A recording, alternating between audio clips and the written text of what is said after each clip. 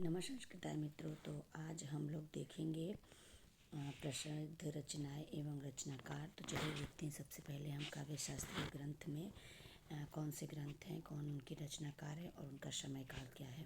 तो सबसे पहले हम देखते हैं नाट्यशास्त्र। नाट्यशास्त्र के जो ग्रंथकार हैं वो हैं आचार्य मुनि। तो आचार्य भरत मुनि, तो इसके हो जाएंगे आचार्य भरत मुनि। और उसके बाद देखते हैं नेक्स्ट, और इनका समय जो है ईसा पूर्व द्वितीय शताब्दी, यानी ये द्वितीय शताब्दी ईसा पूर्व के हैं। तो ये आप देख सकते हैं आचार्य भरत मुनि। और हम देखते हैं काव्य अलंकार भामह, यानी भामह की रचना है। भामह का ग्रंथ है काव्य अलंकार। और इनका समय जो है 500 ईसा पूर्व। काव्यादर्श जो हो गया वो दंडी का है। दंडी 7वीं शताब्दी के कवि हैं। और काव्य अलंकार सार संग्रह, तो ये देख सकते हैं उद्भट का है। और काव्य अलंकार सार संग्रह जो है वो उद्भट का है। और ये अष्टम शताब्दी का उत्तरार्ध है। तो अष्टम शताब्दी का उत्तरार्ध हो गया। और अब देखते हैं, देखिए काव्य अलंकार और काव्य अलंकार सूत्र। तो काव्य अलंकार जो है भामह का है। और काव्य अलंकार काव्य अलंकार सूत्र जब जोड़ देखेंगे तो वामन का है। और इसी में काव्य अलंकार सार संग्रह ये उद्भट का है। तो ये वामन का समय जो 800 से 850 ईसा पूर्व लगभग ईस्वी लगभग है। और अब आगे देखते हैं काव्य अलंकार, ये हो गया रुद्रट का। तो एक काव्य अलंकार जो है वो भामह का है और एक काव्य अलंकार जो है रुद्रट का है। तो रुद्रट जो है वो 9वीं शताब्दी पूर्वार्ध के हैं। और अब देखते हैं ध्वन्यालोक। तो ध्वन्यालोक आनंदवर्धन का है और 9वीं शताब्दी का उत्तरार्ध है ये। और काव्य मीमांसा जो है राजशेखर का है और 10वीं शताब्दी के ये हैं। अविद्यावृत्ति मातृका ये मुकुल भट्ट का है और ये 10वीं शताब्दी का पूर्वार्ध है। और उसके बाद काव्य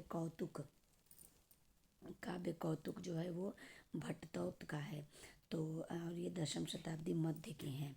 और उसके बाद देखते हैं दस रूपक धनंजय और धनिक है। या फिर आप धनंजय बोलिए या फिर धनंजय और धनिक बोलिए। ये भी 10वीं शताब्दी का उत्तरार्ध है। और अब देखते हैं अभिनव भारती। अभिनव गुप्त का है एकादश शब्दावली, यानी एकादश शताब्दी मतलब 11वीं शताब्दी के ये हैं। और ये नाट्य शास्त्र की टीका है। मतलब अभिनव भारती जो है वो भरत मुनि का जो नाट्य शास्त्र है उस पर ये टीका लिखी गई है। और ध्वन्यालोक लोचन ये अभिनव गुप्त का है और ये भी ध्वन्यालोक की टीका है। तो हम देख सकते हैं कि जो ये है ये दोनों, यानी अभिनव भारती नाट्यशास्त्र के टीका है और ध्वन्यालोक लोचन ये भी ध्वन्यालोक की टीका है। और काव्य कौतुक विवरण ये काव्य कौतुक विवरण की टीका है। तो ये जो तीनों अभिनव गुप्त द्वारा लिखे गए हैं 11वीं शताब्दी के हैं। अब हम देखते हैं वक्रोक्ति जीवितम। तो ये कुंतक के द्वारा लिखा गया है और ये 11वीं शताब्दी का पूर्वार्ध के कवि हैं। और ये फिर ये व्यक्ति विवेक ये जो है महिम भट्ट का है और ये भी एकादश शताब्दी के मध्य यानी पूर्वार्ध का मतलब होता है पहले और मध्य का होता है बीच के। तो अब आगे देखते हैं सरस्वती कंठाभरण जो है ये भोजराज का है और ये भी 11वीं शताब्दी का है, मतलब 1150 ईस्वी के लगभग।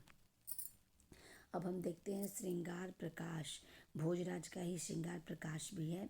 तो सरस्वती कंठाभरण और श्रृंगार प्रकाश ये दोनों जो है वो भोजराज का है।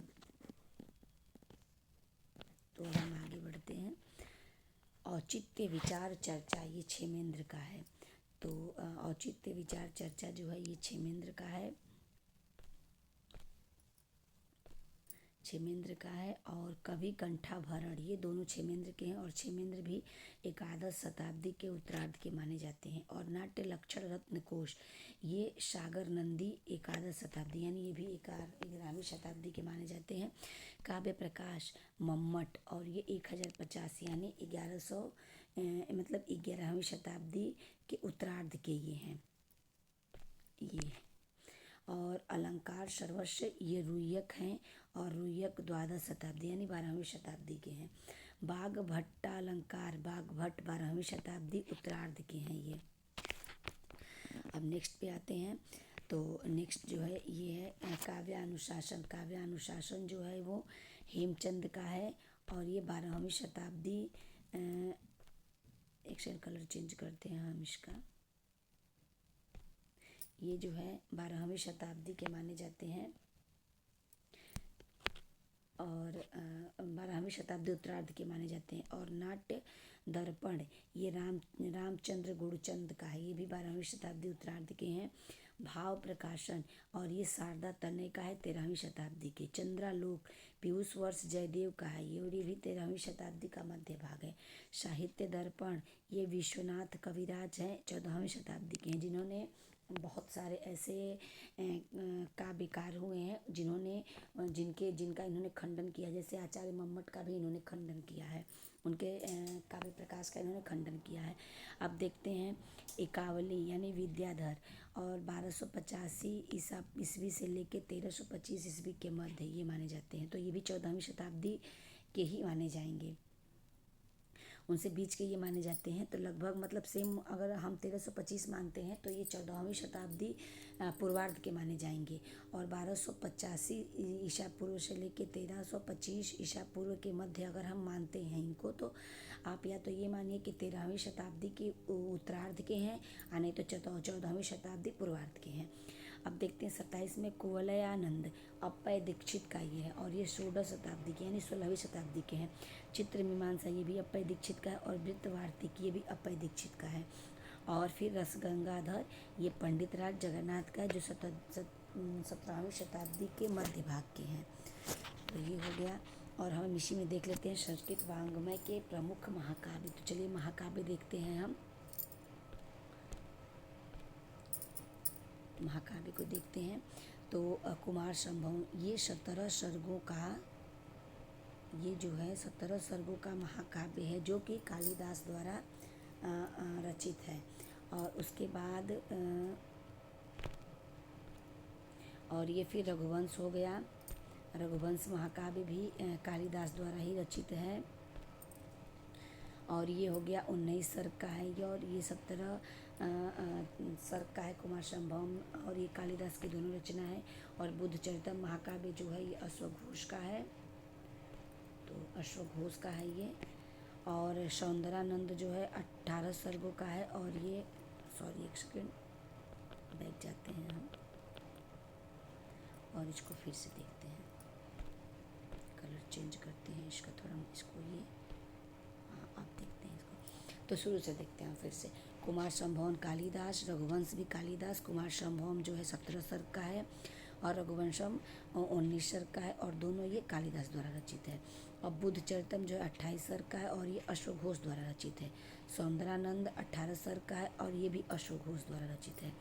तो ये दोनों जो हैं, थोड़ा सा ज़्यादा ये दोनों जो है ये कालिदास, और ये दोनों अश्वघोष, और दोनों एक 28 सर्ग का और एक 18 सर्ग का है। अश्वघोष का मतलब जो बुद्ध चरितम लिखा गया है वो 28 सर्ग का, और जो सौंदरानंद लिखा गया वो 18 सर्ग का है। तो अब देखते हैं किरातार्जुनीयम। किरातार्जुनीयम भारवी का है, जो कि 18 सर्ग का है। और शिशुपाल वधम 20 सर्ग का है, जो माघ का है। और नैषधीय चरितम जो है 22 सर्ग का है, और श्रीहर्ष का है। तो आप लोग ये जानते होंगे कि ये तीनों बृहत्रयी के नाट्य काव्य माने जाते हैं। जैसे किराता, एक सेकेंड,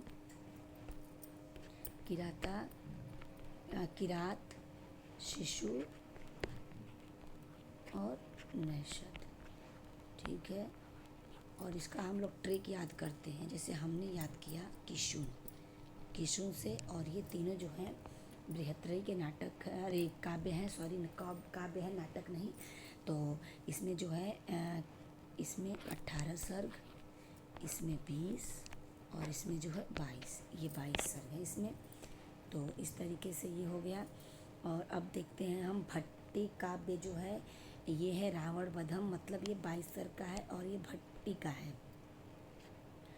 ये जो है ये भट्टी का है।